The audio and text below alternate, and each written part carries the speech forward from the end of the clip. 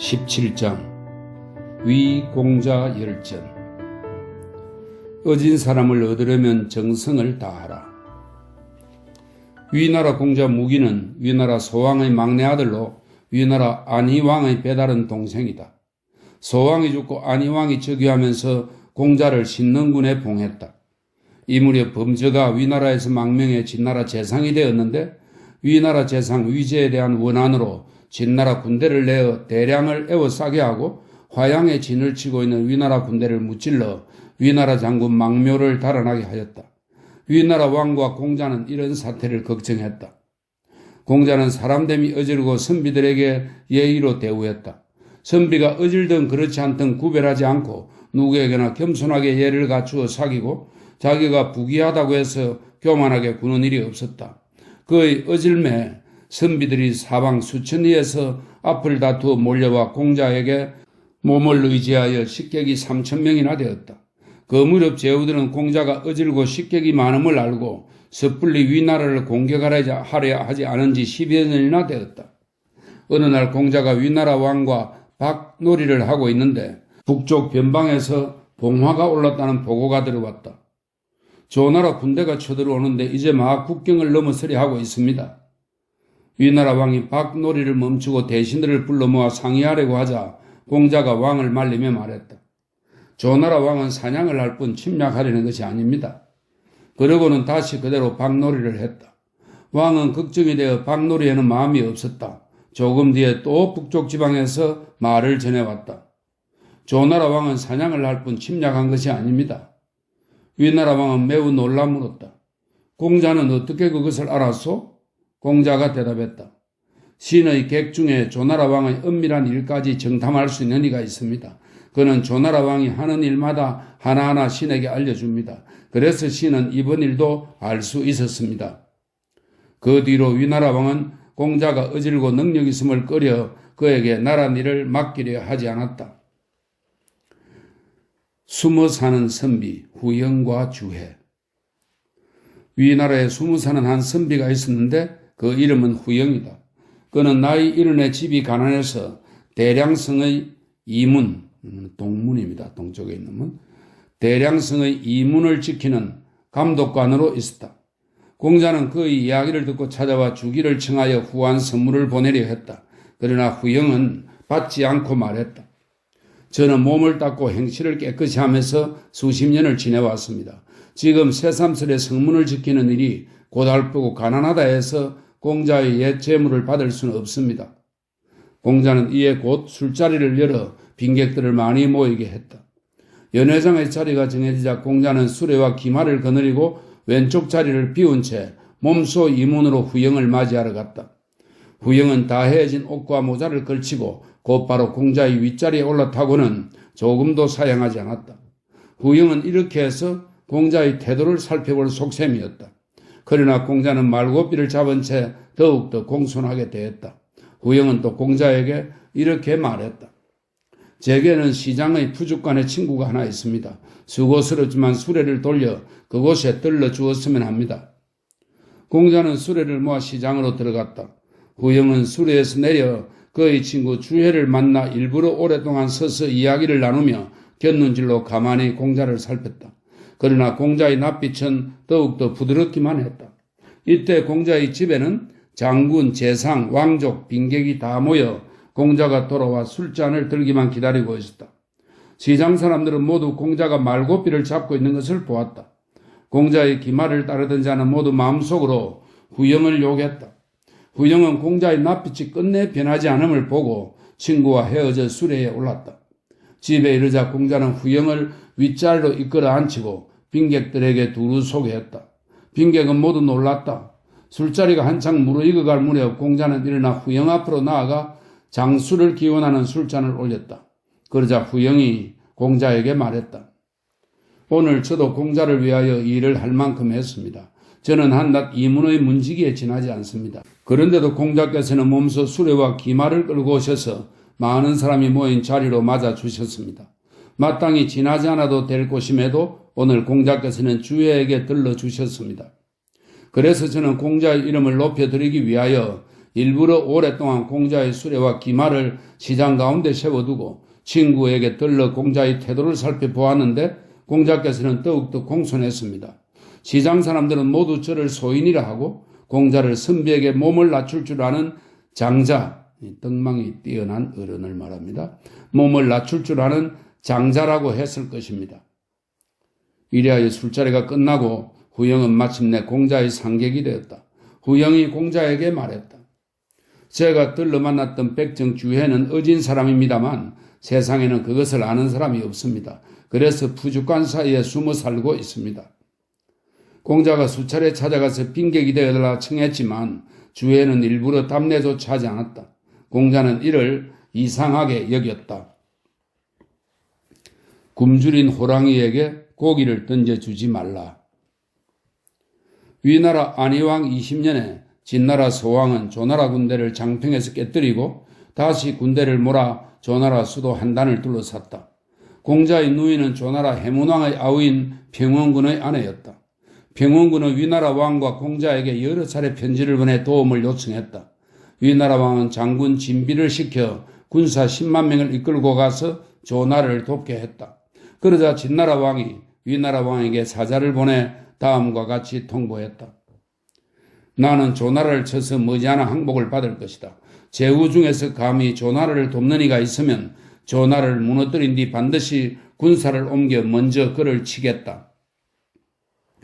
위나라 왕은 이 말에 겁을 먹고 사자를 시켜 진비의 진격을 멈추게 한 뒤 군대를 머무르게 하며 업에 보루를 쌓게 했다.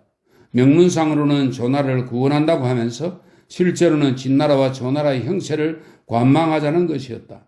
이에 평원군은 위나라에 계속 사자를 보낸 위나라 공자를 이렇게 꾸짖었다.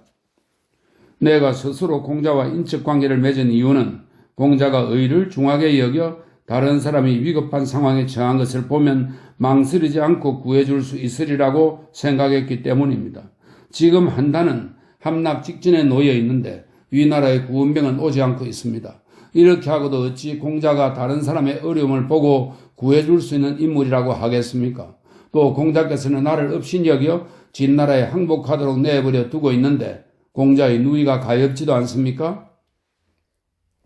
공자는 이를 근심하여 여러 번 위나라 왕에게 청혼하기도 하고 빈객과 변사를 시켜 온갖 수단을 써서 설득했지만 위나라 왕은 진나라를 두려워하여 끝내 공자의 부탁을 들어주지 않았다. 공자는 도저히 왕의 허락을 얻을 수 없다고 보고 조나라를 망하게 하고 자기 혼자만 살아남을 수는 없다는 결심을 했다. 그래서 빈객들에게 청하여 수레와 기마 100여 승을 마련하고 빈객들을 이끌고 진나라 군대와 부딪혀 조나라와 같이 죽기로 했다. 공자는 가는 길에 이문에 들러 후영을 만나 진나라 군대와 싸워 죽고자 하는 까닭을 자세하게 설명했다. 그러고는 헤어져 가려고 하는데 후영이 말했다. 공자께서는 부디 힘껏 해보십시오. 이 늙은이는 따라갈 수 없습니다. 공자는 몇 리를 가는 동안 마음이 불편했다. 내가 후영을 부족함 없이 대우한 것은 천하가 다 아는 일이다. 그런데 후영은 내가 죽으러 가는 길을 떠나는데도 헤어지는 인사 한마디 하지 않았다. 내가 무슨 실수라도 했는가? 공자는 다시 수레를 돌려 후영을 찾아가 물었다. 그러자 후영은 웃으며 말했다. 저는 본래 공자께서 되돌아오실 줄 알고 있었습니다. 그러고는 다시 말을 이어 나갔다. 공자께서는 선비를 아껴 명성이 천하에 알려졌습니다. 지금 어려운 일을 당하여 이렇다 계책도 없이 진나라 군대를 향해 뛰어들려고 하니 이는 비유하자면 굶주린 호랑이에게 고기를 던져주는 것과 같은데 무슨 효과가 있겠습니까? 그렇다면 어찌 평소에 빈객을 기를 필요가 있겠습니까? 공자께서는 저를 후히 대해 주셨지만 공자께서 죽을 길을 떠나는데도 아무런 말씀도 드리지 않았습니다. 그래서 공자께서 원망하여 되돌아오실 줄 알았습니다. 공자가 두 번 절하고 방법을 물었다. 후영은 주위 사람들을 물러치고 낮은 소리로 말했다. 제가 들으니 진비의 병부 한쪽은 언제나 왕의 침실 안에 있는데 여인은 왕에게 가장 사랑받아 왕의 침실에 자유롭게 드나들 수 있다고 합니다. 여의의 힘이라면 명부를 훔쳐낼 수 있습니다.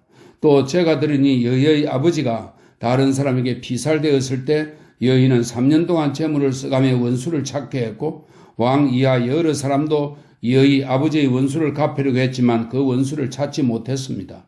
그런데 여희가 공자께 울면서 부탁하니 공자께서 빈객들에게 부탁하여 그 원수의 목을 베어 여희에게 바치셨지요. 그러니 여인은 공자의 은혜를 갚는 일이라면 죽음도 마다하지 않을 것입니다. 이제껏 그럴 기회가 없었을 뿐입니다. 공자께서 진정 한번 입을 열어 부탁하면 여인은 반드시 받아들일 것입니다. 그렇게 해서 호부를 손에 넣고 진비의 군사를 빼앗아 북쪽으로 가서 조나라를 구하고 서쪽으로 가서 진나라를 물리치면 이것은 오패와 견줄 만한 공로입니다. 공자가 후영의 계획대로 여희에게 부탁하자 여인은 정말 진비의 병부를 훔쳐내 공자에게 건네주었다. 공자가 떠나려고 하자 후영이 말했다. 장수가 싸움터로 나갔을 때는 군주의 명령도 듣지 않는 경우가 있습니다. 그렇게 해서 나라의 이익을 도모하는 것이죠. 공자께서 병부를 맞추어 보이더라도 진비가 군사를 넘겨주지 않고 다시 왕에게 명령을 요청한다면 사태는 반드시 위급해질 것입니다. 그러니 제 친구 백정 주회를 데려가십시오. 그는 힘이 센 장사입니다. 진비가 이쪽 요구를 들어주면 다행스러운 일이지만 들어주지 않으면 주회를 시켜 쳐 죽이십시오. 이 말을 듣고 공자가 울먹거리자 후영이 물었다. 공자께서는 죽는 게 두렵습니까? 어째서 울먹이십니까? 공자가 대답했다. 진비는 용맹스러운 노장이니 내가 가도 명령을 듣지 않을 테고 그러면 그를 반드시 죽여야 하기 때문에 우는 것이지 어찌 죽음 따위를 두려워하겠소? 공자는 주회에게 같이 가자고 부탁했다. 주회가 웃으며 말했다. 저는 시장에서 칼을 휘둘러 짐승을 잡는 백정입니다. 그럼에도 불구하고 공자께서 몸소 자주 찾아주셨습니다. 일일이 답례하지 않은 까닭은 하찮은 예의 같은 것은 아무 쓸모가 없다고 생각했기 때문입니다. 그런데 이제 공자께서 위급한 처지에 있으니 지금이야말로 제가 목숨을 바칠 때입니다. 드디어 주회는 공자와 함께 가기로 했다. 공자가 후영에게 들러 인사하자 후영이 말했다. 저도 마땅히 따라가야 하지만 늙어서 갈 수 없습니다. 그렇더라도 공자의 일정을 헤아려 공자께서 진비의 군대에 이르는 날에 북쪽을 향하여 스스로 목숨을 끊는 것으로 대신하겠습니다. 공자는 드디어 떠났다. 공자는 업당에 이르자 위나라 왕의 명령이라고 속여 진비를 대신하려고 했다. 그러나 진비는 병부를 맞추어 보고도 의심하며 손을 들어 공자를 노려보면서 말했다. 지금 나는 대군 10만 명을 거느리고 국경에 주둔하여 나라의 중대한 임무를 맡고 있습니다. 그런데 겨우 수레한 대로 와서 나를 대신하겠다니 어찌된 일입니까? 진비는 공자의 말을 들으려 하지 않았다. 이에 주회가 소매 속에 숨겼던 40건짜리 철퇴를 꺼내 진비를 쳐 죽였다. 공자는 드디어 진비의 군사를 이끌고 군사들을 각각 부수에 배치시킨 뒤 군중에 다음과 같이 명령을 내렸다. 아버지와 아들이 함께 군대 안에 있으면 아버지가 돌아가고 형과 동생이 함께 군대 안에 있으면 형이 돌아가라. 외아들로서 형제가 없는 자는 돌아가 부모를 모시도록 해라. 이렇게 하여 선발한 병사 8만 명을 진격시켜 진나라 군대를 치자 진나라 군대는 한단의 포위를 풀고 물러났다. 공자는 마침내 한단을 구하여 조나라를 지켜냈다. 조나라 왕과 평원군은 몸소 국경까지 나와 공자를 맞이했다. 평원군은 자신이 직접 화살통을 메고 공자를 위하여 앞에서 길을 안내했다. 조나라 왕은 2번 절하고 말했다. 예로부터 어진 사람은 많았지만 공자만 한 분은 없었습니다. 이때 평원군은 감히 공자와 겨루를 하지 않았다. 한편 공자가 후영과 헤어져 진비의 군대에 이르렀을 무렵에 후영은 정말로 북쪽을 향하여 스스로 목숨을 끊었다. 잊으면 안 되는 일과 잊어야 할 일. 위나라 왕은 공자가 병부를 훔쳐 왕명이라 속이고 진비를 죽인 것에 화를 냈다. 공자도 자기가 저지른 죄를 알기 때문에 진나라 군대를 물리쳐서 조나라에 존속시킨 뒤에는 부하 장수들에게 군사를 이끌고 위나라로 돌아가도록 명령하고 자신은 빈객들과 조나라에 머물렀다. 조나라 효성왕은 공자가 진비의 군사를 속여 빼앗아 조나라를 존속시켜 준 일을 고맙게 여겨 평원군과 상의하여 35개를 공자의 봉업으로 주려고 했다. 공자는 이 이야기를 듣고 교만한 마음이 생겨 공을 자랑하는 안색을 보였다. 그러자 빈객 중 한 사람이 공자에게 말했다. 세상 일에는 잊으면 안 되는 것이 있고 또 잊어야만 하는 것이 있습니다. 남이 공자에게 베푼 은덕은 잊으면 안 됩니다. 그러나 공자께서 다른 사람에게 베푼 은덕은 잊으시기 바랍니다. 또 위나라 왕의 명령이라 속여 진비의 군사를 빼앗아 조나라를 구한 것은 조나라 입장에서는 공을 세운 것이지만 위나라 입장에서 보면 틀림없이 충신이 될 수 없습니다. 그런데 공자께서는 스스로 교만해져 공로가 있다고 하시니 이는 공자로서 취할 태도가 아닙니다. 이 말을 듣는 순간 공자는 자책하며 부끄러워 몸둘 바를 몰라 했다. 조나라 왕은 몸속 기를 청소하고 직접 나와 공자를 맞이하여 주인의 예로 공자를 서쪽 청계로 오르게 하였다. 그러나 공자는 가로비켜서 걸으며 사양하고 동쪽 청계로 올라갔다. 그리고 스스로 말하기를 죄를 지어 위나라를 저버렸고 조나라에는 공을 세우지 못했다고 했다. 조나라 왕은 날이 저물 때까지 공자와 함께 술을 마셨지만 차마 성 5개를 바치겠다는 말을 꺼내지 못했다. 공자가 너무나도 겸손한 태도를 보였기 때문이다. 그러나 공자는 결국 조나라에 머무르게 되었다. 조나라 왕은 호를 공자의 탕목업으로 주었고 위나라도 신통을 공자의 봉업으로 주었다. 공자는 조나라에 머물렀다. 노름꾼과 술 파는 자라도 어질면 찾아가라. 공자는 조나라에 처사 2명이 있는데 모공이라는 사람은 노름꾼 사이에 숨어 살고 설공이라는 사람은 술집에 숨어 산다고 들었다. 공자가 2 사람을 만나려고 해도 그들은 스스로 몸을 숨기고 공자를 만나려 하지 않았다. 공자는 그들이 있는 곳을 수소문하여 남몰래 가서 이 2 사람과 사귀게 되자 매우 기뻐했다. 평원군이 이 소식을 듣고 그 아내에게 말했다. 처음에 나는 당신 아우 공자가 천하에 둘도 없는 인물이라고 들었어. 그런데 지금 들리는 말로는 노름꾼이나 술 파는 자와 사귀고 있다니 공자는 망령된 사람일 뿐이요. 부인이 이 말을 공자에게 하니 공자는 부인에게 인사하고 떠나려 하면서 말했다. 처음에 나는 평원군이 어질다고 들었기 때문에 위나라 왕을 저버리면서까지 조나라를 구해서 평원군의 마음에 들도록 했습니다. 그런데 평원군은 사람을 사귀는데 그저 호그린 척하는 몸짓만 있을 뿐 참다운 선비를 구하는 게 아닙니다. 제가 대량에 있을 적부터 줄곧 이 2 사람이 어질다고 들은 터라 조나라에 온 이래로 그들을 만나지 못할까봐 두려웠습니다. 내가 쫓아 사귀려고 해도 그들이 나를 좋아하지 않을까봐 두려웠습니다. 그런데 평원군은 그들과 사귀는 것을 부끄럽게 여기니 그는 사귈 만한 인물이 못 됩니다. 그러고는 짐을 꾸려 떠나려고 했다. 부인이 이런 말을 평원군에게 상세히 하자 평원군은 관을 벗어 용서를 빌며 공자를 붙들었다. 한편 평원군의 문화 사람들은 이 말을 듣고 절반 넘게 평원군을 떠나 공자에게로 왔으며 천하의 선비들도 공자에게로 왔다. 공자는 평원군 빈객들의 마음을 기울게 했다. 공자는 조나라에 머문 지 10년이 되었지만 위나라로 돌아가지 않았다. 진나라는 공자가 조나라에 있음을 알고 밤낮으로 군사를 일으켜 동쪽으로 위나라를 쳤다. 위나라 왕은 이를 걱정하여 사자를 보내 공자에게 돌아오도록 요청했다. 공자는 위나라 왕이 지난 일로 화를 낼까봐 두려워서 문화의 빈객들에게 단단히 경계시키며 다음과 같이 지시했다. 감히 위나라 왕의 사자를 나에게 데려오는 자가 있으면 죽여버리겠다. 빈객들도 모두 위나라를 저버리고 조나라로 온 사람들이기 때문에 감히 공자에게 돌아가도록 권하는 이는 한 사람도 없었다. 모공과 설공 2 사람이 가서 공자를 만나 말했다. 공자가 조나라에서 소중히 여겨지고 천하 제후들에게 이름을 떨치게 된 것은 위나라라는 배경이 있었기 때문입니다. 지금 진나라가 위나라를 쳐서 위나라가 위급해졌는데도 공자께서는 개념치 않고 있습니다. 만약 진나라가 대량을 깨뜨리고 선왕의 종묘라도 파헤친다면 공자께서는 앞으로 무슨 낯으로 천하에 나서시렵니까? 이 말이 채 끝나기도 전에 공자는 낯빛이 바뀌더니 급히 수레를 준비시키고 돌아가 위나라를 구하려고 했다.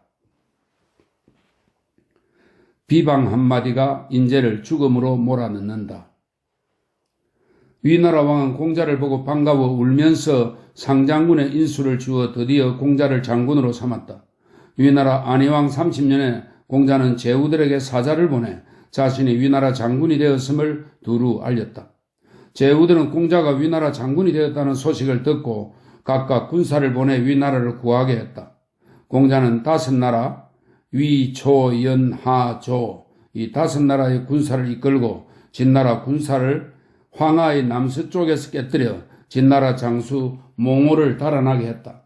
이 성세를 타고 진나라 군대를 뒤쫓아 함곡관에 이르러 진나라 병사를 압박하니 진나라 병사는 감히 함곡관에서 나오지 못했다. 이때 공자는 천하의 위세를 떨쳤다. 제후의 빈객들이 공자에게 병법을 올리자 공자가 그것에 모두 이름을 붙였는데 세상에서는 이것을 위공자병법이라 불렀다. 진나라 왕은 이러한 상황을 근심하여 위나라의 많은 재물을 풀어 위공자와 원수를 지은 진비의 옛 빈객을 찾아내 위나라 왕에게 공자를 헐뜯도록 했다.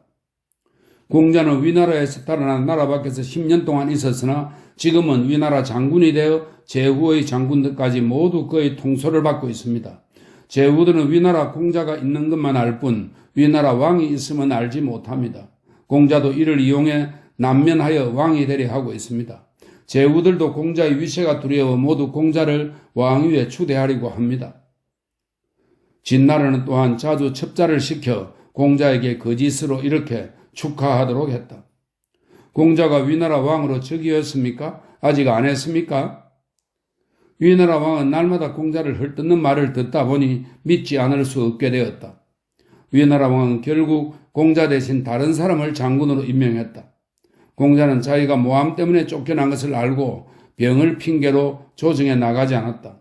그러고는 빈객들과 밤낮으로 술자리를 벌여 좋은 술을 마시고 많은 여자를 가까이 했다. 이렇게 밤낮으로 즐기고 마시기를 4년이나 계속하더니 결국 술병으로 죽고 말았다. 그 해에 위나라 안희왕도 죽었다. 진나라는 공자가 죽었다는 소식을 듣자 장군 몽호를 보내 위나라를 쳐서 성수무게를 함락하고 처음으로 동군을 설치했다. 그 뒤 진나라는 점점 위나라를 잠식하여 18년 뒤에는 위나라 왕을 사로잡고 대량을 쳐 부셨다. 한나라 고조 유방은 아직 미천하고 젊을 때 공자가 현명하다는 말을 자주 들었다. 그는 천자 자리에 오른 뒤 대량을 지날 때마다 언제나 공자에게 제사를 지내주었다. 고조 12년에는 경포를 치고 돌아오는 길에 공자를 위하여 묘지기의 집 5채를 짓고 대대로 해마다 사계절에 공자에게 제사를 지내게 했다. 태사공은 말한다. 나는 대량의 예틀을 지나다가 이문이란 곳을 물어서 찾아보니 이문이란 성의 동쪽문이었다. 천하의 여러 공자들, 맹상군, 평원군, 춘신군, 신능군도 선비들을 좋아했다. 그러나 신능군만이 깊은 산과 계곡에 숨어 사는 사람들을 만나고 신분이 낮고 천한 사람들과 사귀는 것을 부끄럽게 여기지 않은 것은 일리가 있다.